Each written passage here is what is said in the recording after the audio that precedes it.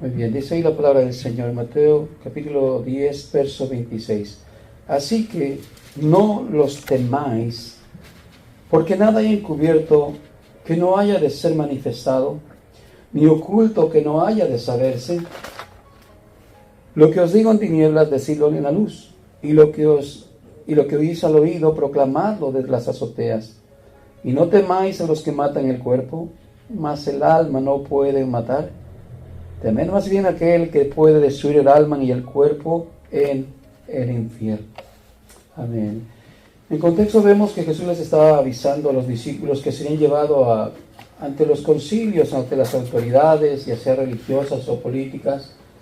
Y el Señor les está diciendo que no tengan temor de lo que han de padecer, ¿no? Persecución, han de padecer incluso hasta muerte, han de padecer de todo, ¿no? Hambre, usted sabe lo que sucedió en la iglesia primitiva. Les quitaban sus cosas, le quitaban sus pertenencias, eran despojados de sus propias tierras, de sus propias casas por ser cristianos. Sucedió eso, ¿no? Pero Jesús le da una palabra como de ánimo para decirle: no temáis a los que pueden matar el cuerpo, no les tengan temor, no les tengan miedo, porque de alguna manera pues el ser humano muere, ¿cierto? Y para un cristiano esto es muy importante, porque la gente que no es creyente pues procura siempre salvar su vida, procura siempre estar a salvo y querer huir a veces del peligro y querer estar siempre en algún lugar donde no hay riesgo, ¿no? Pero para el cristiano debe saber que es necesario incluso que padezca por causa del Señor, pero precisamente son palabras de ánimo para el Hijo de Dios, para que no tenga temor de ello, porque aunque pueda matar el cuerpo, simplemente es todo lo que pueden hacer. Por eso en contexto decía, ¿a quién se debe temer? Y yo quisiera cambiarle este texto o este tema. Dios es tu mayor amenaza. Dios es tu mayor amenaza, ¿sí? Dios es tu peor enemigo. Por ejemplo, nosotros sabemos que tenemos un enemigo y que es invisible, no es un humano, y de por ahí no tenemos como esa ventaja para poder pelear contra él. Pero muchas veces nosotros hemos pensado que nuestro peor enemigo es Satanás, ¿cierto? ¿Cuántas veces te has pensado eso? Nuestro peor enemigo es Satanás, pensamos, y a veces le echamos el atributo a él de que ha sido que nos ha estorbado para no servir a Dios, para no hacer lo que debemos hacer, y se vuelve un hábito, ¿no?, del cristianismo o cristianoides. Hermano, fue el diablo, me ponchó la llanta, me hizo esto, me hizo lo otro, se me atravesó un perro, pero fue el diablo, hermano, fue el diablo, él es mi peor enemigo. Y aunque no deja de ser un adversario, Satanás, no deja de ser un enemigo, no solamente de Dios, sino también de la creación de Dios, en este caso de los hombres o de la iglesia. Eso no le da crédito a Satanás para que sea nuestro mayor enemigo, nuestra mayor amenaza. Por eso este tema que le pongo ahora, hermano, diferente, no solamente es a quién se debe temer, sino que usted comprenda hoy, se vaya de aquí con esa mentalidad: ¿quién es mi más gran amenaza para mí, para mi vida, para mi alma? ¿Quién es mi mayor amenaza? Y borre de su mente Satanás. No es Satanás, porque Satanás no reina, no gobierna, no es el todopoderoso. La misma Escritura habla de que Satanás está en medio de aquellos que están en el infierno y que después serán echados por el Señor Jesús en el lago de fuego para siempre. Mismo Satanás está participando ahí, el falso profeta, la bestia, el anticristo, como quiera decirle, y todos aquellos que han de seguirle también a la condenación del infierno estarán ahí, y Satanás participará en ese lugar también para luego por Dios, por el Señor Jesús, ser arrojado totalmente a la condenación perpetua. Ahí mismo está Satanás. Por eso Satanás no es nuestro más grande enemigo, ni nuestra mayor amenaza. Míralo cómo Jesús se lo expone a ellos, y se lo dice en el versículo 28, y no temáis a los que matan el cuerpo, más bien, dice, más el alma no pueden matar, temed más bien aquel que puede destruir, ¿qué? El alma y el cuerpo, las dos cosas a la vez. Y ese no es Satanás. ¿Le vio a quién le está diciendo a quién se debe temer? a Dios, porque Dios es como nuestro peor enemigo. ¿Sabe por qué? Porque nosotros hemos pecado contra Dios, y cuando hemos pecado contra Dios, el pecado es atentar contra Dios. El que peca está atentando contra Dios, está haciéndose rival de Dios, porque Dios es santo. Y todo aquel que practica el pecado, dice Juan, no es de Dios. Todo aquel que está obsesionado con una vida de pecado y continuar en esa vida de pecado, no es de Dios, sino que la ira de Dios está sobre él. Fíjese lo que es. Cuando alguien está en enemistad con Dios es porque está viviendo en una vida pecaminosa, y Dios no lo mira como alguien indefenso, no lo mira como alguien que puede ser amigable, sino que está tentando contra Dios. Es una rebelión, es un desprecio a la voluntad de Dios, a la ley de Dios, y quebrantar los mandamientos de Dios o la ley de Dios nos hace rivales de nuestro Dios, o rivales de Dios. ¿Sí? En Isaías 57, déjenme ponerle un poco de contexto para que vea la rivalidad que existe entre el hombre y Dios por medio del pecado. No crea usted que todos podemos decir Dios quiere a todas las personas o ama a todas las personas, porque no es el contexto bíblico. A pesar de que Cristo murió por todos, sí, quiere que todos se salven. Pero tenemos que entender que hay una rivalidad entre Dios y el hombre cuando el hombre no se aparta del pecado. No se aparta y muere en su pecado. En Isaías 57:20 nos dice: pero los impíos son como el mar en tempestad, que no pueden estarse quietos.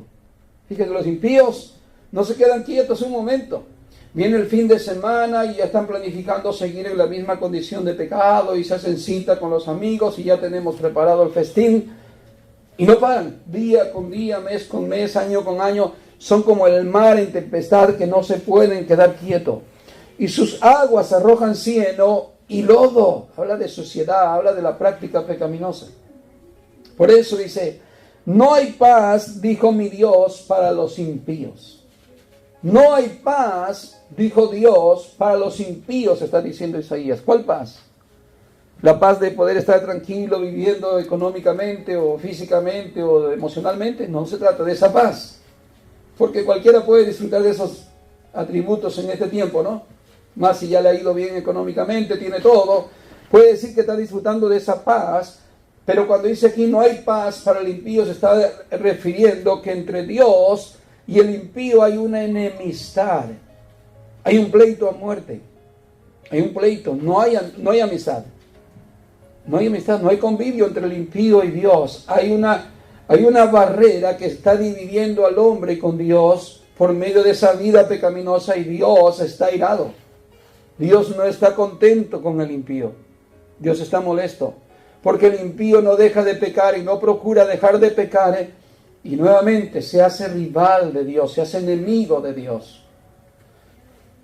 Muy bien, esto sucede desde el principio, cuando el pecado y Adán, ellos cometieron, de Adán y Eva, se hizo una enemistad contra Dios. ¿Se recuerdan que en el momento que ellos pecaron, hubo un cambio? ¿Qué hizo Dios? Dios los sacó, los echó del Edén. Los corrió, hermano, los corrió de ese lugar bonito, ese lugar que podía decir era lugar de reunión con Dios.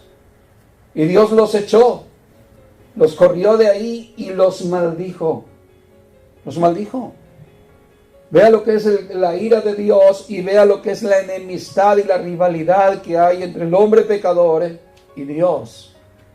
Aún dice que puso un serafín con una espada revoloteando para que nadie pueda entrar a ese lugar.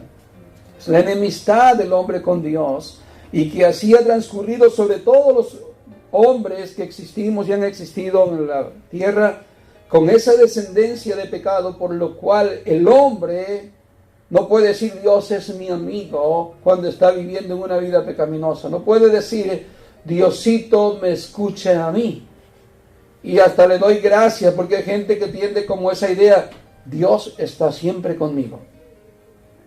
Y Dios hasta me bendijo sacándome la lotería. Gracias, Señor, porque jugué la lotería y me la saqué. Y se la atribuyen a Dios como que sí es Dios. o es un, no sé, un boxeador, quien quiera que sea. Dios me hizo ganar el campeonato. Pero son gente que no son creyentes ni son personas que viven para Dios. Son personas que viven para sus placeres, para sus gustos, pero le atribuyen cierta cosa a Dios como acción de que Dios está con ellos, o como que ellos se merecen tal premio, tal gratificación, y hasta se quieren lucir dándole las gracias a Dios. Pero Dios no está exactamente haciendo eso. Pero el hombre se lo atribuye como para decir, mi Dios está conmigo. Y usted puede ver que de eso existen muchos hasta que son asesinos o drogadictos, tienen sus propias ideas, incluso los homosexuales o lesbianas o todo eso que está en contra de la voluntad de Dios, consideran a un Dios de amor, a un Dios de tanta compasión y misericordia, que dicen, Dios en verdad nosotros sí nos quiere, Dios está con nosotros. Los que nos desprecian son ustedes, los cristianos. Los que hablan mal de Dios son ustedes, dice, pero Dios ama a cada uno de nosotros tal como somos. Y tienen esa idea, hermanos, la cual no es verdad. Han acogido una mentira para creerse que están viviendo como para agradar a Dios de esa manera como viven, y creer que todo está bien con Dios y que al final de los días Dios perdona a todos y que todos iremos al cielo, lo cual es falso. ¿Sí? Ahora en el Salmo capítulo 7 y el verso 11 nos dice así: Dios es juez justo y Dios está irado contra el impío todos los días. Fíjese, Dios es un Dios justo, ¿sí o no? Dios es un Dios justo. Cuando Él odia, porque Él odia. Cuando Él odia, su odio es tan puro como su amor, como su santidad, como todo su ser de Dios. El odio de Dios es perfecto. No es como el odio nuestro. El odio nuestro es malvado, es perverso, es con malicia cuando odiamos. Pero Dios no, Dios odia el pecado rotundamente, que sus ojos no pueden consentir el mal.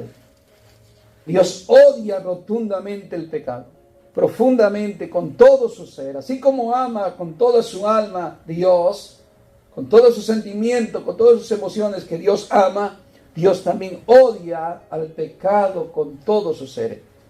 Claro, esa palabra a veces nos suena mal, como Dios odia. ¿Dios odia? Sí, Dios odia. Dios sabe odiar. Por eso ahí que el juicio de Dios, los juicios que han sido revelados en la antigüedad y los juicios que se van a revelar en el tiempo presente, en el tiempo venidero, simplemente nos muestran la ira de Dios. El juicio de Dios por el enojo de Dios y por el odio de Dios hacia el pecado. Si Dios no odiara el pecado, usted y yo no estaríamos satisfechos ni contentos. Porque ahora como cristianos, como hijos de Dios, podemos decir, Señor, ¿y toda la vida va a ser así? ¿Que va a existir el mal para siempre? ¿Nunca va a traer juicio? ¿Nunca va a cambiar las cosas? ¿Vamos a existir así para siempre con todo el mal alrededor nuestro? Sería como pensar en que Dios entonces no es completo. Dios entonces no es Dios. No puede gobernar sobre todo. Sin embargo, la Biblia nos habla en Apocalipsis que las oraciones de los que ya murieron están como en una copa que suben delante de la presencia de Dios diciendo, ¿hasta cuándo, Señor? ¿Hasta cuándo nos has de hacer justicia? ¿Hasta cuándo, Señor, has de vengar la sangre de nuestros hermanos, los mártires? Lo cual el Señor los calma y les da paz para que esperen por un poco más de tiempo hasta que venga el día señalado del Señor. ¿Ve lo que es alguien que comprende la voluntad de Dios? Que tanto Dios es amor, pero también es fuego consumidor. Fuego consumidor es que habla de la justicia de Dios que se aplicará contra el pecado, y en este caso contra todos los que aborrecieron la verdad de Dios.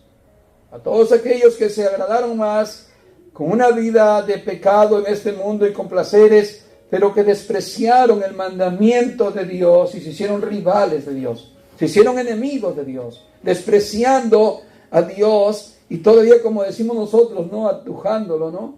Algo así como retando a Dios. Por eso pecar es atentar contra Dios. Como le dijo el Señor Jesús a Pablo, Saulo, dura cosa te da cosas contra el aguijón. Dura cosa te es. No te pongas contra el que tiene, ¿verdad? Como dice el sartén por la mano, ¿no? porque dura cosa es estar en contra de Dios. Es dura cosa. Muy bien. Y el verso 12 dice, si no se arrepiente, está hablando del pecador, del impío, que Dios está enojado porque Él es un juez justo, está enojado con el impío todos los días. Y el verso 12 dice, si no se arrepiente, Él afilará su espada, armado tiene ya su arco y lo ha preparado. En pocas palabras, hermano, el que no se arrepienta, aún antes de hasta la muerte, ¿no? No solamente todo el recurso de su vida. Si no se arrepiente hasta el último día de su respirar, hermano, lo que le espera es un fuerte juicio de Dios. Es la ira de Dios totalmente derramada en ese pecador que no se quiso arrepentir. Ya Dios consumió su misma ira a través del sacrificio de Jesús, hermano. No hay por qué nosotros padecer ese castigo de parte de Dios o esa justicia, cuando ya Dios puso un medio, cuando Dios ya proveyó para el ser humano por medio de su Hijo, por medio de Cristo en la cruz, satisfaciendo así toda la justicia de Dios y llevando en Cristo toda su ira, todo el enojo de Dios fue derramado en el cuerpo de Cristo. No hay por qué, hermanos, nosotros ir a esa condenación, cuando ya Dios ha proveído un medio. Pero sin embargo, estamos viviendo donde vemos la realidad que a pesar de ese medio que Dios ha dado, que es gratis, que todos los hombres podemos tener si creemos en Él, pero que lamentablemente no tomamos la acción de arrepentimiento, la acción de creer en el Señor, la acción de dejar el pecado, y por tal consecuencia de esa vida que queremos llevar a nuestra forma de vivir, el Señor tiene reservado para entonces en aquel día juicio de condenación para todo aquel que no ha querido aceptar la voluntad de Dios, porque Dios es un juez justo.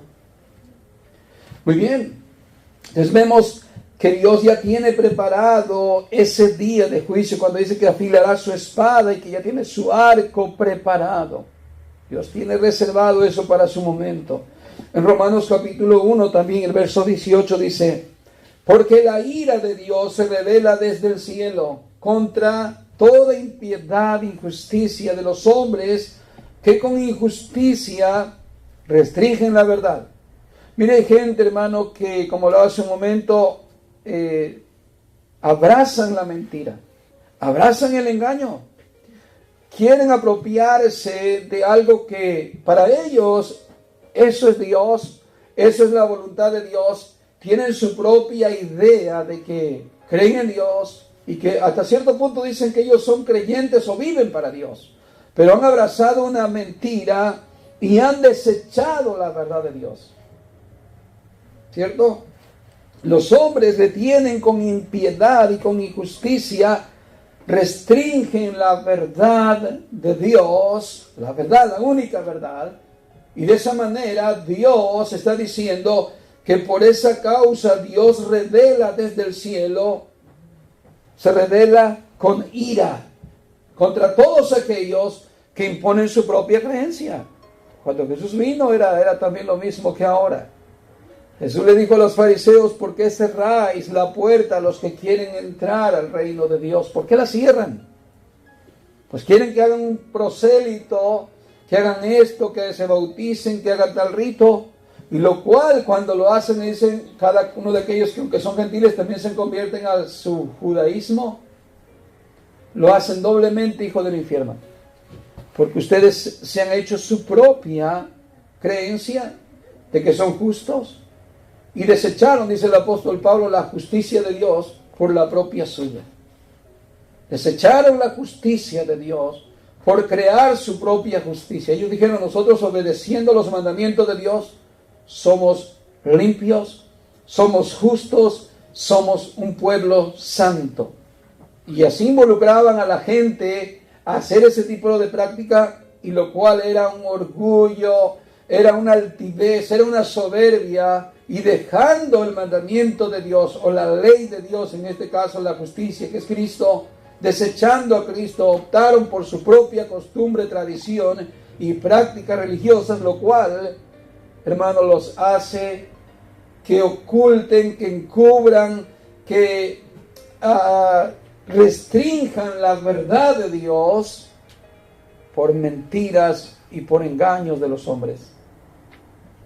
Qué terrible, hermanos. Estamos hoy también viviendo parte de eso, ¿no?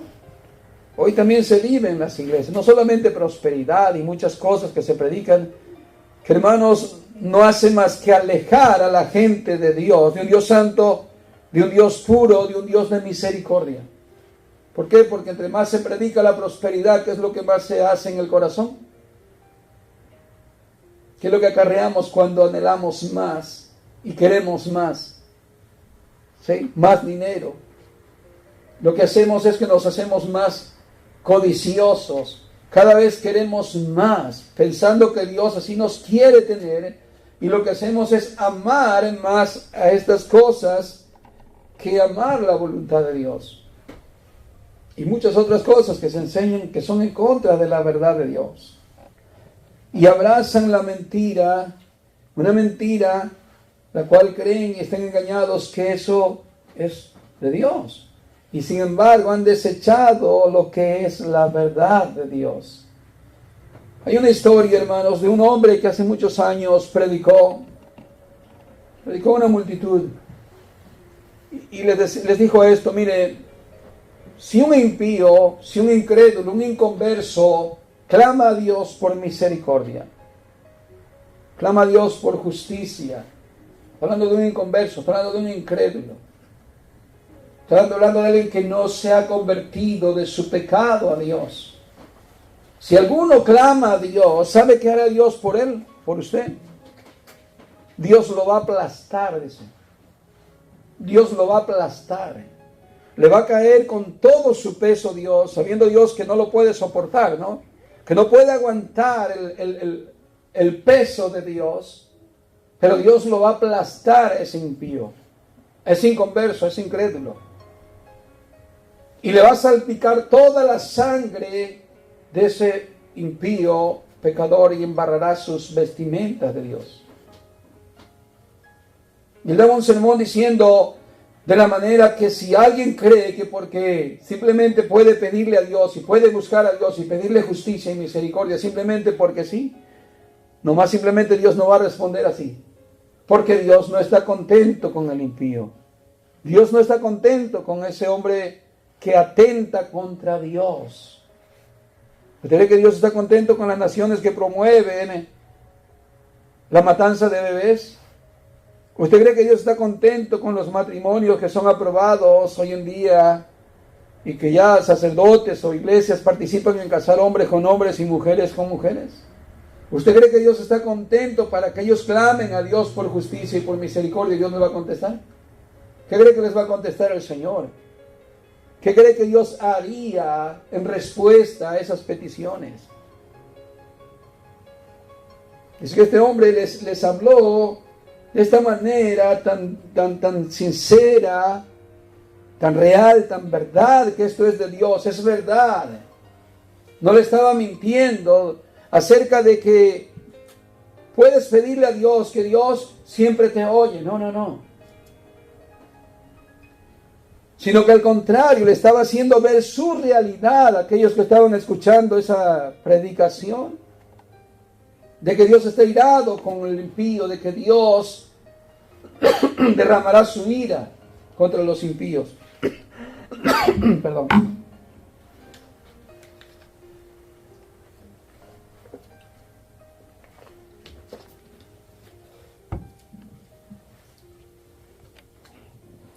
¿Y sabe qué sucedió después de ese discurso?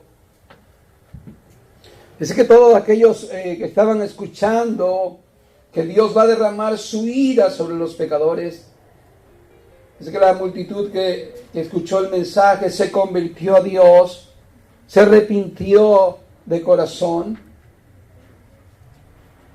y vinieron a Dios pidiendo en verdad piedad y misericordia.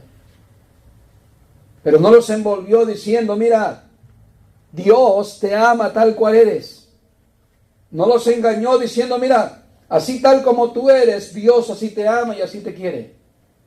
sino que le dijo primeramente, si tú clamaras a Dios y eres un impío, lo que va Dios a contestarte es con su ira. Yo me recuerdo palabras del Señor Jesús para hacer similar a algo que dijo, que te aplastaría Dios y te reventaría, le explotaría tu sangre de tu cuerpo y Dios se mancharía sus vestimentas por derramar su ira sobre ese pecador. Yo me recuerdo que Jesús dijo algo similar. Dijo, como dijo, aquel que cayere sobre esta roca será quebrantado, hablando de la roca de él mismo. Aquel que cayere sobre esta roca será quebrantado. Está hablando de cuando alguien viene en arrepentimiento al Señor, y hermano, caemos llorando de rodillas ante Dios, reconociendo que Dios es el juez de toda la tierra y que un día va a juzgar a todos los hombres, pequeños o grandes. Eso es caer sobre la roca, caer sobre Cristo. Y somos quebrantados. Nos da vergüenza nuestra vida pecaminosa, lloramos de arrepentimiento y es ahí cuando caemos sobre el Señor y hasta le pedimos misericordia, pero un arrepentimiento de verdad, no falso.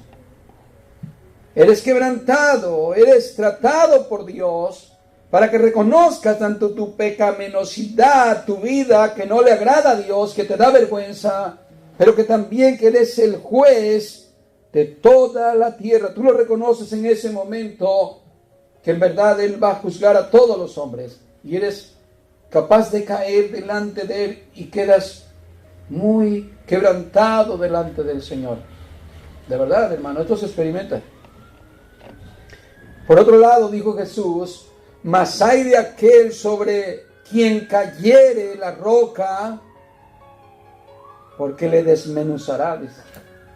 Esto está hablando de juicio, de aquel que nunca se arrepintió, de aquel que nunca se convirtió al Señor, murió en pecado, nunca tuvo un acto de decir, Señor, hoy reconozco que yo he vivido en pecado y me has tenido tanta paciencia, moriste por mí en la cruz, yo no he valorado lo que has hecho por mí, yo no he querido dejar lo que hago, Señor, pero hoy tomo una determinación, Señor. Si tú me perdonas, si tú me limpias, si tú me salvas, Señor, el resto de mi vida te serviré. Viviré para ti, Señor. Si ese pecador no hizo ese acto de fe, de obediencia, de conversión al Señor, Jesús dijo, mas hay de aquel sobre quien cayere esta roca, porque le desmenuzará. ¿Ve usted quién es su peor enemigo? ¿Ve usted quién es la mayor amenaza? Y muchas veces andamos con mucho miedo a Satanás. No, que no vaya a salir el diablo por el camino, que no se me vaya a atravesar. Y muchos no pensamos esto de quién es en verdad nuestro más grande rival o nuestro peor enemigo. Y es Dios mismo. Es Dios mismo. Pero hay gente que no, hay gente que cree, Diosito es mi amigo. Él siempre está conmigo y aunque tú cometes pecado adrede, dices, Él es mi amigo. Él es mi amigo porque Él es muy bueno.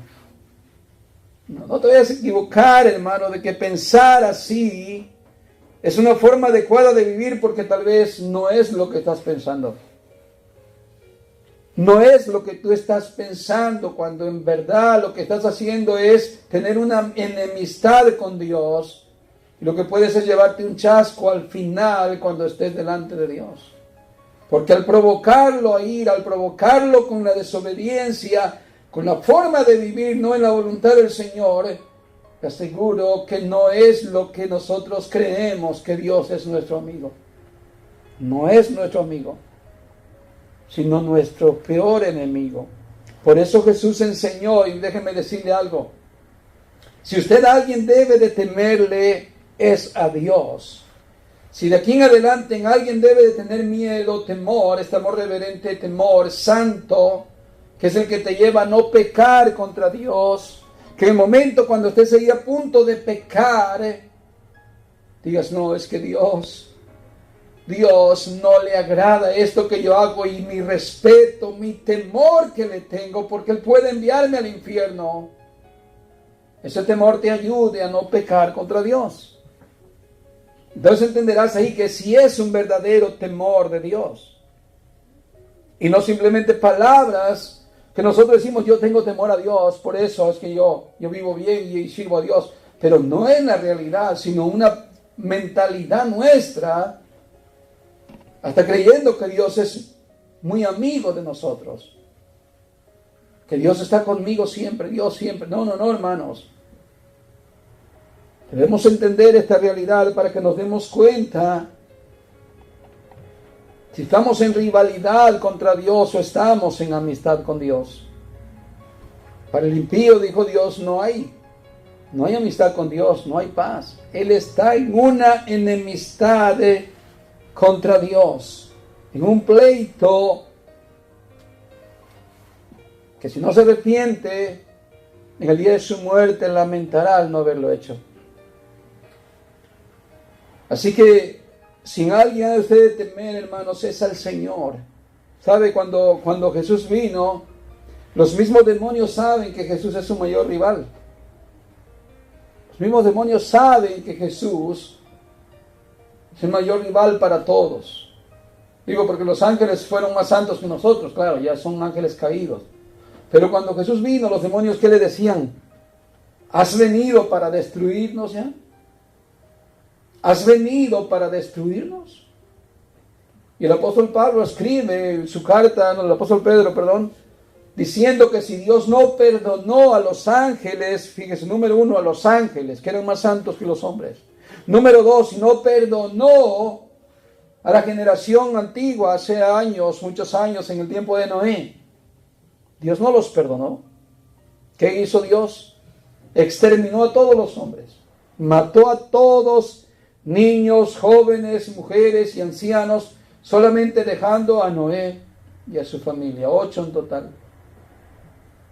¿Ve usted ese Dios cómo está de verdad enemistado con el hombre y airado con el hombre y es su mayor enemigo? Es la mayor amenaza del hombre, de tu vida, hermano. De tu vida, de tu alma. Dios es tu mayor amenaza.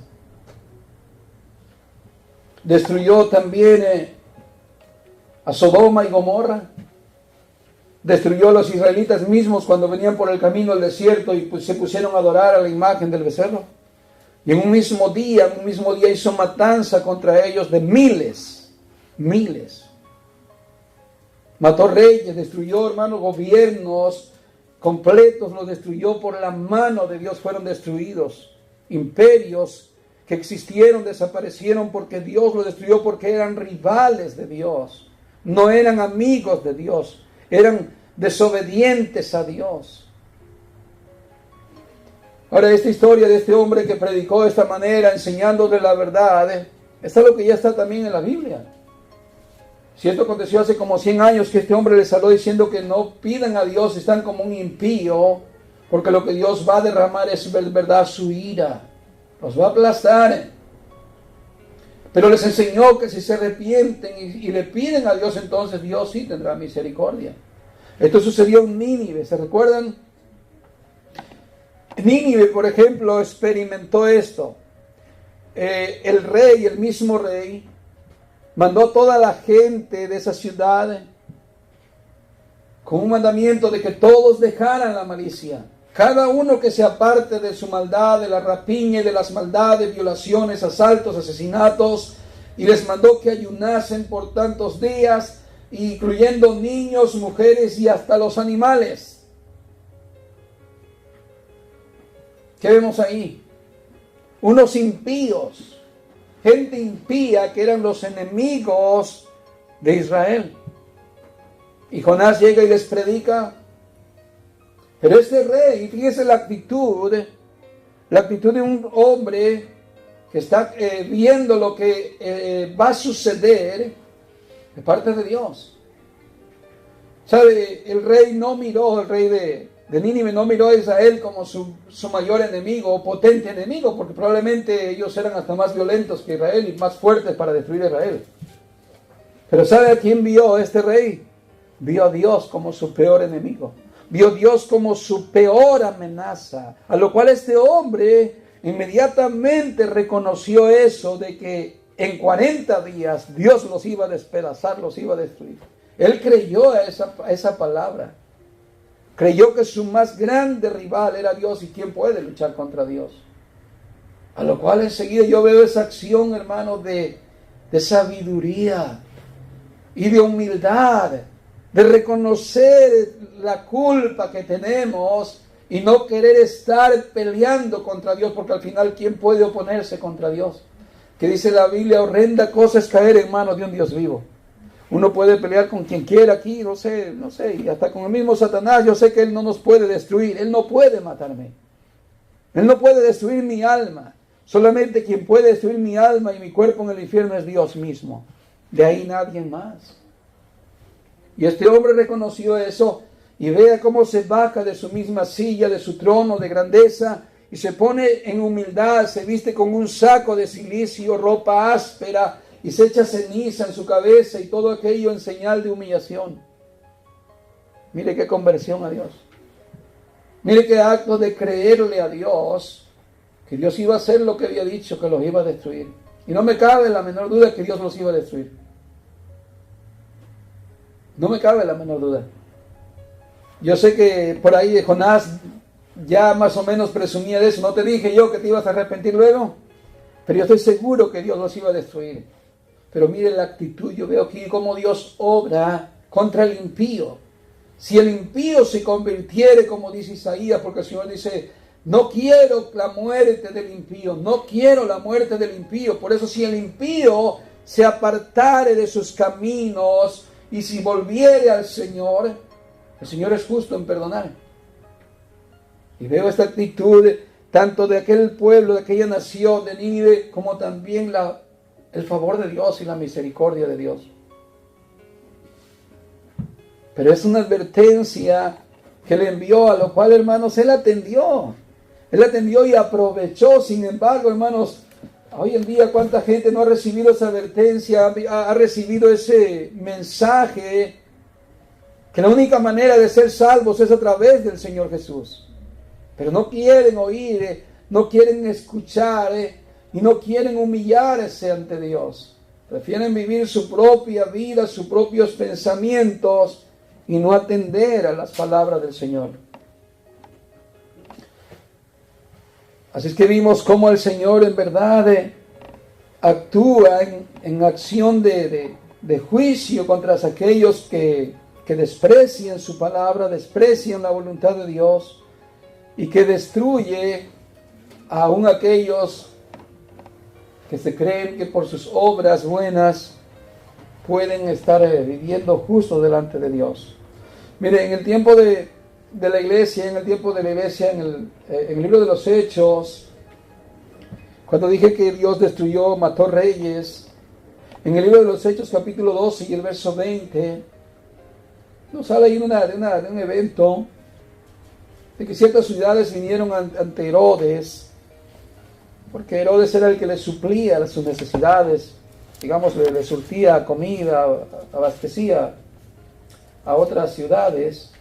Y ellos vinieron para tener paz con Herodes, tener paz, llevarle en paz, porque eran sus súbditos. Y cuando estaban ahí, salió Herodes, se vistió de ese vestido, ¿no?, de rey, se sentó en su silla y empezó a hablar. Y lo que hizo fue la gente fue aludirlo, lo exaltó demasiado. ¿Por qué? Porque él era el que les proveía. Y ¿sabe cómo lo aludieron? Lo elogiaron demasiado. No sé si la palabra aludir, sí, sabe usted que es engrandecer a otro, aludirlo, ¿entiende? Alzarlo, exaltarlo demasiado. Pero lo exaltaron tanto que dijeron, voz de Dios y no de hombre. Cuando estaba él hablando su discurso, dijeron, voz de Dios, bravo, voz de Dios es la voz de Herodes. Y mira lo que aconteció. Vaya ahí al capítulo 12, verso 20. Dice, y Herodes estaba enojado con los de Tiro y de Sidón, pero ellos vinieron de acuerdo ante él, y sobornando a Blasto, que era el camarero mayor del rey, pedían paz, porque su territorio era abastecido por el rey. Ya ve que era abastecido, él les proveía suministros. Verso 21. Y un día señalado, Herodes, vestido de ropas reales, se sentó en el tribunal y les arengó. Hizo su discurso. Y el pueblo clamaba gritando, voz de Dios y no de hombre. Ahora, en otra versión, yo quiero que lo escuche hoy. En la LBLA dice, la gente gritaba voz de un Dios y no de un hombre es esta. Aquí está más clara para entenderla, que lo estaban aludiendo, lo estaban exaltando. ¿Qué sucedió? Versículo 23. Al momento un ángel del Señor le hirió por cuanto no dio la gloria a Dios. Y expiró comido de gusanos, pero la palabra del Señor crecía y se multiplicaba. Fíjese. ¿Qué vemos aquí? Un rey, un hombre poderoso. ¿Quién lo mató? Dios. ¿Sabe? Este mismo Herodes, creo que fue el mismo que le cortó la cabeza a Juan el Bautista. ¿Y qué traía Juan el Bautista? La palabra de Dios.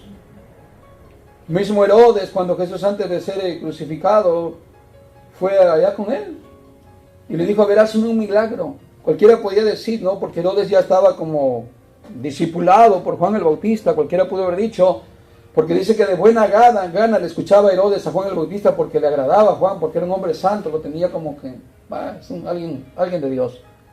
Pero no fue suficiente para convertirse a Dios. Sí lo escuchaba de buena gana y todo, pero un día, pum, le vuela la cabeza. ¿Por qué? Porque él se deleitaba andar en el pecado. Y Juan, un predicador de Dios, que le decía la verdad, le dijo que no era lícito lo que hacía, pero por decirle la verdad le cortaron la cabeza. Ese mismo Herodes escuchó a Jesús, tal vez la fama de él, y cuando vino ante él, no fue como para rogarle que tuviera de él compasión o misericordia. Y vino y le pedía milagros, era lo único que le decía, verás milagro, quiero ver milagro. Y Jesús no le hizo nada. Porque hay una persona cuando es discipulada, cuando ya ha oído la palabra de Dios, hermano, no necesita ver milagros, sino que necesita humillarse, arrepentirse de sus pecados y pedirle perdón a Dios. ¿Sí? Pero este hombre no. Vemos ahí entonces que este hombre no le da la gloria a Dios cuando en su momento la gente le dice, oh, eres un Dios, es la voz de un Dios hablando. Y dice que aquí el verso 23, al momento el ángel del Señor le hirió. ¿Por qué? Por cuanto no le dio la gloria a Dios. Y expiró comido por gusanos. Hermanos, el hombre está con una gran afrenta ante Dios.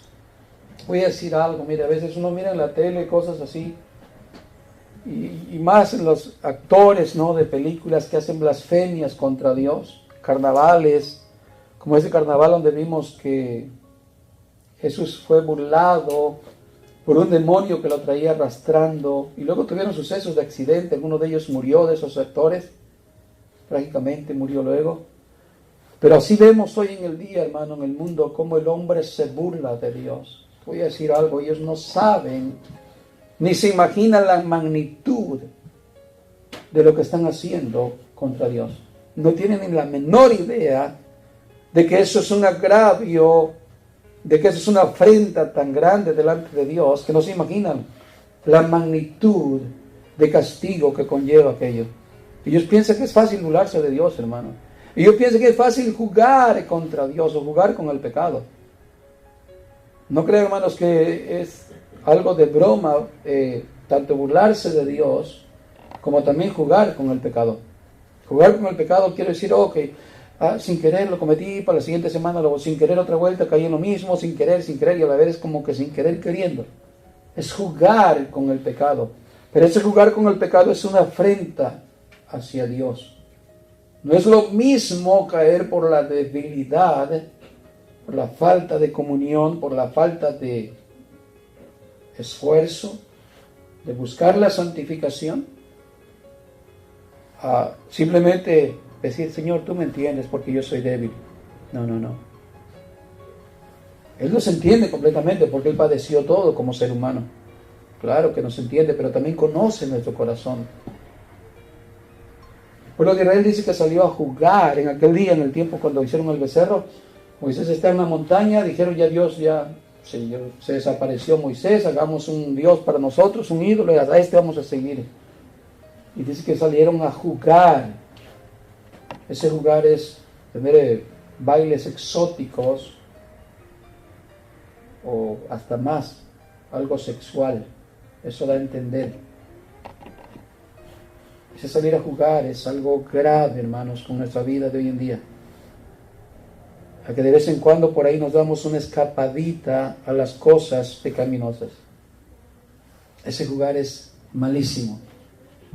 Aún como hijos de Dios, sí tenemos un abogado, sí, hermano, podemos pecar, no es que tengamos licencias, que somos humanos con una naturaleza pecaminosa y está bien porque no somos Dios, ni somos santos, ni somos ángeles. Somos simples seres humanos que batallamos para dejar de pecar. Pero también podemos esforzarnos para honrar a Dios con todo nuestro ser, nuestro cuerpo y todo lo que somos. Así es que vemos aquí que Dios, hermano, ha destruido y seguirá haciendo juicios contra la humanidad y contra aquel que no se arrepiente de su pecado. En Santiago 4:4 dice en esta versión: gente infiel, ¿no saben que amar el mundo es lo mismo que odiar a Dios? Fíjese, amar al mundo, amar el pecado, una práctica pecaminosa es amar al mundo. Amar un pecado, algo que es pecaminoso, algo que a Dios no le agrada. Es lo mismito que odiar a Dios. ¿Por qué cree que entonces te conviertes en enemigo de Dios? Porque tú al amar el pecado, que es lo que Dios desprecia y odia, al amar el mundo, simplemente somos aborrecedores de Dios y odiamos lo que Dios ama y amamos lo que Dios odia. Sigue diciendo, el que quiera convertirse en amigo del mundo, se convierte en enemigo de Dios. Un enemigo, Dios es un enemigo, y un enemigo indestructible. ¿Quién puede verlo? ¿Quién puede tocarlo? ¿Quién puede pelear contra él? ¿Quién? ¿Quién puede? Así que hay quienes, aún así, hermanos, fíjese, con todo esto, hay gente que aún así, sabiendo esto bíblico, engañan a la gente enseñándole que no se preocupen, que Dios es muy amigable, Dios es bueno, Dios es bueno, y que Dios es bueno, y que Dios es muy bueno, solamente con la idea de que así como estás, Dios te quiere, y como Él es tan bueno, no importa, porque Dios sigue siendo bueno. No, hermano, Dios es bueno, pero así como es bueno, también Dios es Dios para ejecutar sus juicios, para Dios ejecutar contra los hijos de desobediencia la ira, su enojo. Por eso creemos que hoy en día, hermano, hoy en día Dios sigue obrando así como actuó en el Antiguo Testamento. ¿Ustedes se recuerdan, hermanos, cómo en la iglesia primitiva había tanto temor de Dios? Miren lo que sucedió una vez, estando Pedro, ¿verdad?, como líder en ese momento, ahí en ese lugar. Dice que los hermanos tenían tanta comunión que el que tenía heredades se había quitado ese ego, esa desigualdad de gente rica y se mezclaban con los hermanos pobres como con una igualdad. Se quitó esa, usted sabe, esa vanidad y vanagloria. Era gente que tenía posesiones y lo que hacían es que los vendían, hermano. El corazón se cambió. Mire lo que era el temor a Dios y el amor, en verdad, a Dios y a los hermanos. Vendían sus tierras, vendían sus casas y lo traían a los pies de los apóstoles. Ahí está. Yo tenía 3, vendí 2, ya me quedé con una. Es suficiente para mí, hermanos. Disfrútenlo ustedes, compártanlo con las viudas, compártanlo con los huérfanos. ¿Sí? Uno de ellos era aquel que se le llamó hijo de consolación, Bernabé. Vendió su casa, dice, y la trajo a los pies de los discípulos, vendió, y así. Pero un día al ver a alguien ese ejemplo también se le ocurre hacer lo mismo. Zafira y Ananías vienen actuando como que con esa idea, ¿no? Yo también soy cristiano, yo también quiero estar con el grupo, yo también quiero sentirme parte de ellos. Viene y trae lo que vendió, trae el dinero, viene el esposo primero y lo entrega a Pedro. Y Pedro le dice, Ananías, ¿vendiste en tanto la heredad? Sí, en tanto. Ok. Y al instante expiró, murió. ¿Por qué? Porque le dijo, porque no has mentido a los hombres, sino has mentido a Dios. Mire el juicio, hermanos. No crea que Dios ya no actúa como pensamos. Oh, es que Jesucito es puro amor. Cuando Jesús vino, Él, ¿a quién no recibió? A la prostituta, a la que iban a apedrear, estuvo en casa de Zaqueo, estuvo en casa de Mateo, el publicano, y todos esos pecadores. Y mira Jesús, hermano, puro amor. Y la gente cuando hay un mensaje así, no, ustedes predican odio. ¿Por qué predican en contra del homosexual o en contra de eso? Eso es odio. Ustedes predican odio, prediquen amor, porque Dios es amor. Y luego vemos una calidez en Jesús que trata con la viuda, trata con el desamparado y lo sana, le da alimento, etc. Y uno dice, wow, qué Dios tan hermoso y tan maravilloso del Nuevo Testamento. A mí me gusta el Dios del Nuevo Testamento. A mí el Dios del Antiguo Testamento, ni me lo nombres, porque ese mató de todo. Mató niños, mató mujeres y mató de todo. Y no saben que es el mismo. Pero tenemos nuestro Diosito, nuestro deseo, ¿no? Pero el Señor, mire lo que hizo, y lo aseguro que ha hecho muchas cosas hoy en esta vida. Uno no cree que por casualidad mira cosas así en la naturaleza que suceden, hermano. No crea que son cosas nada más que se le ocurrió a la madre naturaleza hacerlo, sino que Dios actúa, hermano. Dios sigue actuando para mostrar su poder y su gloria y su juicio.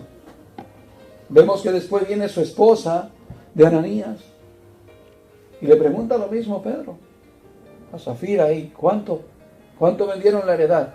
¿La vendieron en tanto? Sí, en tanto. Y otra mentira, los dos mentirosos murieron por la mentira. Fíjense lo que es el temor a Dios y ejecutar los juicios. Dios está irado con el impío. No nos engañemos, hermanos, que si andamos pecando, Dios es nuestro aliado. Dios no es nuestro aliado, es nuestro enemigo. Y es el peor enemigo que podemos tener. Es el peor enemigo. No hay otro enemigo como Dios para aquel que no se refrena de pecar, para aquel que pone en poco la verdad de Dios y que prefiere abrazar una mentira desechando lo que es verdadero. Es que, mire hermano, de por ahí si usted por ejemplo no de verdad no se ha arrepentido de verdad, un arrepentimiento genuino, una entrega completa, es tiempo de reflexionar, tiempo de verdad de empezar de nuevo. Si no se ha bautizado alguno, ¿verdad? Es tiempo de entregar su vida a Dios.